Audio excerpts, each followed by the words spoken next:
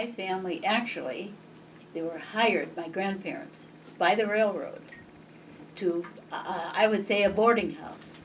And it was right across the street from the depot, where the depot used to be, right on that corner, across from where, well, people don't know McElwain's gas station, but it was right on that corner. And they built it, and they came here in, my dad was, I think it was, oh gosh, I'm trying to think.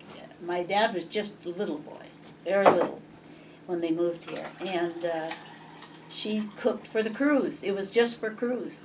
All it was, a boarding house that the crews went in. It wasn't a hotel. And that was what it amounted to. You think of a hotel, but it grew into the point where they rented rooms. And you had, it was mostly men and, I suppose hired men and sheepherders and so forth. And you only got half the bed.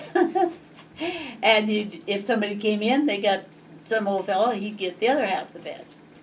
So that was went along, and we had a desk clerk. There was somebody that was there all the time. Well, my dad was a young man, then grew into a young man.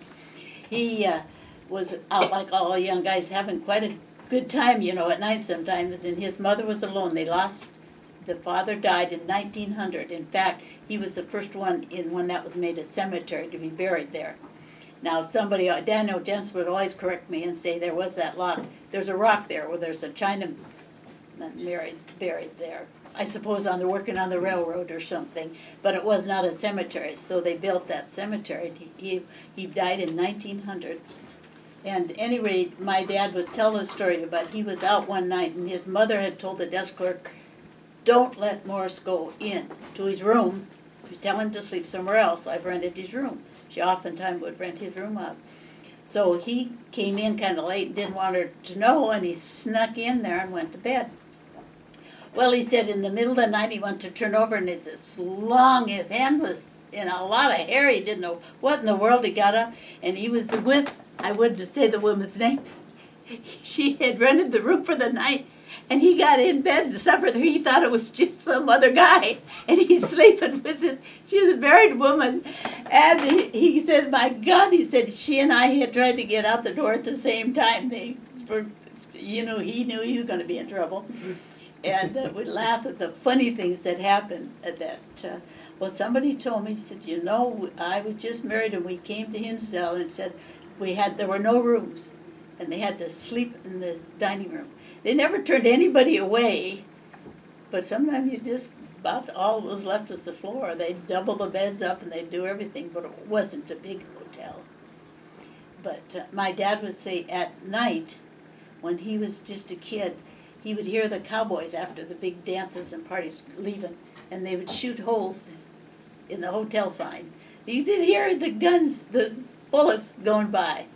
I mean, that's real history of Hinsdale. It was a pretty tough place. And he could remember there was a pledge. He had a place there. He could name all of these things, and just it was Hinsdale. He probably owned all the different buildings here. He's been here so long, He had just sold one. He told me the gun shop they sold it to Stowe. Mm-hmm. They said he's hoping to do something with that property, but half that stuff upstairs is stuff we bought from the ranch when Dad sold the ranch. I said sometime I'll have to get up in there, see what's in that building, full of things. And we had the hotel, and my grandmother had at one point married and moved out on the river. That log house, you don't know if there's a log house when you came here, set right on the river, Milk River, mm-hmm. Right? You go north just a little ways, out where that nice place is. Now they built a nice home and stuff. There was a log house. And she and her husband stayed out there, and it was tough times. He was named Rothman, and her married name was Denham. So they called that... there was a John Servant. I get all the names mixed up, but he had the hotel at the time, or he wanted the hotel to be built again. So they built this new hotel and came out to get to see if she would take over this business. And she said, Dad said they were driving to town and they were selling eggs and butter and a few things like that, and met John Servant, and he said, Effie, they called her, I got a hotel, we need you to get in this hotel business again. Would you be interested in buying this? And she said, well, I'll tell you what I've got 25 cents. And he said, well, that's a good start. And she was back, and he said, Dad said, I don't know if we ever went back. It wasn't a good marriage, really.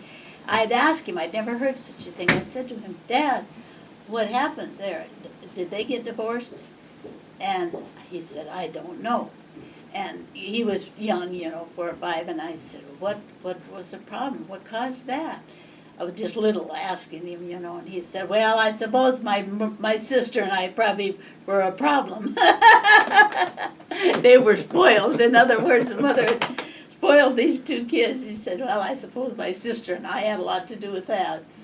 Kind of took me funny, but he would tell her, running that hotel, they had a huge wash machine that he'd have to run, and you twisted, pumped and carried on with that thing. It was all nothing automatic. Can you imagine? And I said, well, that is a lot of work. And I said, well, how did Merle? He had a sister, Merle, and she's very artistic, a beautiful girl. She wasn't raised around here. They felt it was too rough. They sent her to California to her grandparents. She was a pretty girl, probably was rough around, but he said he had to do that. He said, but Merle didn't help it. Like she said, she could faint at will. Anytime she got in a situation, she'd faint. And of course, then you understand the mother felt terrible. But we were always in the hotel business, and right on Main Street. And my dad would say we never could go on picnics. A lot of people go on picnics, and so my dad said, I can't leave here. Everything will go to bad if I'm not right there running it. It costs me $20 or $30 if I go on a picnic, because something's going to happen and it's going to cost him money. Money was hard to come by. It was tough to keep going. And it was fun to listen to his stories, but I don't know. It was a lot of work. Everybody worked. My mother worked all the time, and I don't mean she wasn't scrubbing floors or anything, but you had to be in the hotel and rent rooms. And I rented rooms when I was 6, 7 years old. And my dad would say, now, Peggy, that's fine. It was $1.50 single, $2 double. And those sheets were all mangled and everything was beautifully clean. And he said, but don't rent to anyone drinks. He said, if they've been drinking, I don't want them there. There were a few exceptions. If you served in the war, and he knew who had been in the war, he was in the American Legion and everything, he knew who had served and who hadn't, but he was so afraid of that thing burning down. It was all just a frame hotel. And people drank and smoked, and, that was an awful thing. So when I was little, I knew I could, if nobody around, I'd rent a room. But I got to be evil eye at it. I could tell if somebody had a little drink or not. My husband later years used to say he couldn't go have a drink at all because he'd come through the door. I knew right away what he was up to. Yeah, that's funny. Kids, I grew up a very, very different kind of life. I knew that I was never allowed in the bar or near it. They just did not want, women they didn't really come, going out with the guys. They'll have their drinks, but once in a while, I suppose, if things were tame, but mostly no women. And all the dad would ever tell anybody that worked there, I don't want Peggy, she can't come. Nobody, I couldn't go near the bar or hear anything. So mine was, I see a lot of things going on, probably things that I couldn't, but for a little kid, you think about that, all those years I lived in that business and worked. I get up sometimes early in the morning if the waitress didn't show up. 10, 11 years old, I'd go wait tables. Now you'd think people would be nice. They weren't always nice to little kids. As you learn, then a lot of times the waitresses, you're just high school girls and things that would work there. They didn't show up, so I'd go wait tables. First person I ever, I took the money, I gave the guy grilled cheese sandwich, glass of milk, and a little extra cash. That's what a good person I was. I didn't know what I was doing. I didn't know how to make change. And my mother said, "Do you want to stop? Now let's go over this again a little bit." I'd just given him his whole lunch and a little extra to spend. But that's the way kids learn, I guess. And I loved the whole thing. It was a wonderful, if there were things going on, it was there in the hotel. Anything going on in town. And the kids are laughing at some of the stories I have. One time, beautiful, quiet day, beautiful, sunny day. And there was some guy going kind of crazy. He came into town. He'd maybe been out the night in Borough 4 and hadn't gone home, but he was driving his car and he got on the sidewalks. And he was driving down the sidewalks and then go up and drive up. The other side had the wooden ones. He'd drive up past Western and everything. He was causing a lot of trouble. And my dad went out and was going to put a stop to it. And they got to a fight. And I mean, it was a fist fight. And everybody loved it. Everybody in town was there before it was over with. But my dad got the job done. And he was tough, But usually we had a sheriff always. But they were usually a retired man, and they couldn't handle some of the things that my dad had to handle. If it got real bad, there are stories probably I couldn't tell, but funny things happened. And this time he came out all right, but he was pretty well beat up. And my folks had a bedroom set where the real high backboard, how they get now that the footbed wasn't so high, but that backboard is real high. And we were quiet that day because we knew he was pretty well beat up. And we went in there and that bed had collapsed somehow in the middle of and he didn't even get up. He was just laying there with that headboard over. And he said, "Well, what else could happen?" He had to go to the doctor. He had broken ribs. And it was a wreck. Well, you hear all about that too, And it was fun to see your dad handle it. But anything that, the things that happened in that hotel, there's a lot of history and things that you wouldn't occur would be in a little town. Somebody on drugs, and in those days there was nobody on drugs. Well, a guy took the upstairs. He was causing an awful lot of trouble, and said, "We better get somebody." Well, the old fellow that was sheriff then could not handle it, and Dad went up, and I remember he got him down, and my brother and I were there, and see him bring this guy downstairs, a pretty scary deal. And he'd had a real sporty hat, the guy, and a cane, and he would hung that in the lobby there. So they took the guy off to the hospital or the sheriff or down to jail. They put him in jail. And my brother, he was kind of hungry devil. He'd put that hat on and the cane, and he chased me everywhere. I thought whatever the guy had, I didn't know what it was, but I didn't want to get it, and I was sure I'd going to catch it with that cane. That money. My brother was full of the devil. He's funny too, But he. How about the guy who lit his pants on fire? Oh yeah, no, that was another one. We lived in the hotel, and my dad had fixed the lobby up beautifully. They tiled the floor, and they had that old oak furniture with the nice, well, they thought that was old. They bought from Micah beautiful furniture and from Micah coffee table and stuff. And my dad always worrying, he'd take the money home at night in a cigar box, and he always had a gun. We were ready if something happened. My dad always said, gun, that gun is always loaded. There's never, you got a gun, it's loaded. And he said, don't take it out unless you plan to use it. He was, he was the sheriff, I guess, of the hotel. And this night, a lot of confusion, and I was a little tired of him yelling at all. And we all lived in kind of the hallway there. It was the downstairs hotel, but we had it as our apartment. He screamed a couple times, "Who's out there?" And I said, "Be quiet, there's nobody there, to go to sleep."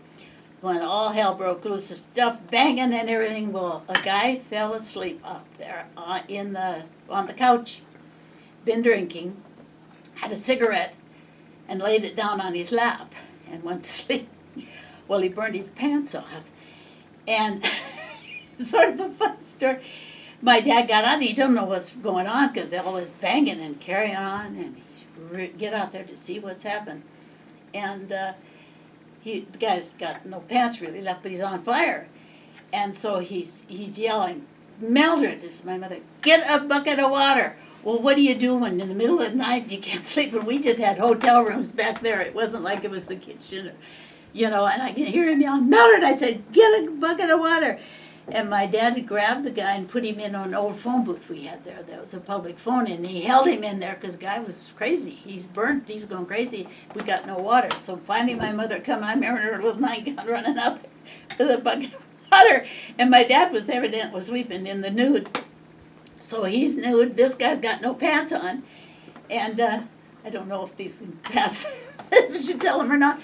Well, in the meantime, we had the sweetest little Mrs. Anderson, Azelle Anderson. She was a first grade teacher from up to one of the groups, Leicester somewhere. Mm-hmm. She's just a sweet woman.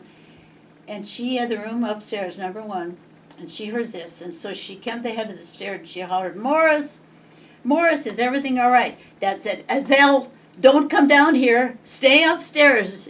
Just stay up where you are. I'll take care of this. Stay up there, Azelle. You could just see her coming down. He wasn't very well dressed at all, and he's got this naked guy in the phone booth. So my mother come out, and she's tiny little thing, carrying a bucket of water, and I guess he threw it all over if he had him in the booth, Well, then he had to call the sheriff. And they got the sheriff, of course, and took him to the hospital. And you never know how these things end. But I suppose it just goes on and on, just one crazy story after another. And Dad, he bought, he bought wind horns, the story you're talking about now. He bought that store, and wind horns were gone. I don't know if the man passed away here or what exactly, but that they'd closed that store up. Dad had it, and my girlfriend Marietta Teeny, we went down with Dad. He was cleaning it up and getting rid of stuff. And there were packages of things that hadn't sold yet. But there was, they were a beautiful cash register. You hate to think of it now. They were worth a lot of money. And he was going through all that stuff, and gosh, there were some boxes. There was some gum and stuff, and said, oh, look, my gosh, look. And I didn't like candy or gum or stuff. We always had so much of it around, in the restaurant. Didn't interest me, but my God, Marietta sees this package of gum not been opened. She was tickled to death. Well, the long story short, it was X-Lax gum. Well, we didn't know that X-Lax gum existed. Marietta had a lot of X-Lax gum. She had a lot of fun for a while. I have to laugh about her and her X-Lax gum.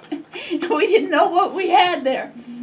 And somehow she lived through it all, but we thought that was a pretty good deal, not these packages. And it must not have sold well, because it was a nice big box of X-Lax gum. And he didn't do anything of that. Well, then Falgren boys took that over, one of the boys, and ran that with his wife. They were married, and they ran that grocery store for a while. There was that grocery store, there was Gasper's, there was Claypool's, and the Farmers Union opened. And that was more like a freezer. Nobody had their home freezers. They bought, and you go in there and you rent a freezer for your meat. That was the first time freezers were around.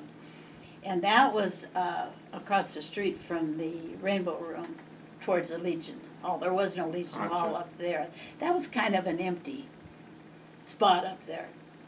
There was a hamburger stand there for a long time. And that guy had a severe problem of some sort. And we ran into that little bit. He had, like a lot of old men, he had some kind of a problem. And I remember it happened to Joanna and I, and boy, we got the heck out of there. And I said the odd thing about that, had I told my dad, he'd have been gone the next morning. He talked bad to kids and stuff. And that, a lot of kids, older kids hung out there. That's where they could go and smoke cigarettes. And it was, what did they call it? It was a little hamburger stand. But I think that whole family's gone now, so we could talk about that. But there's a lot of little things,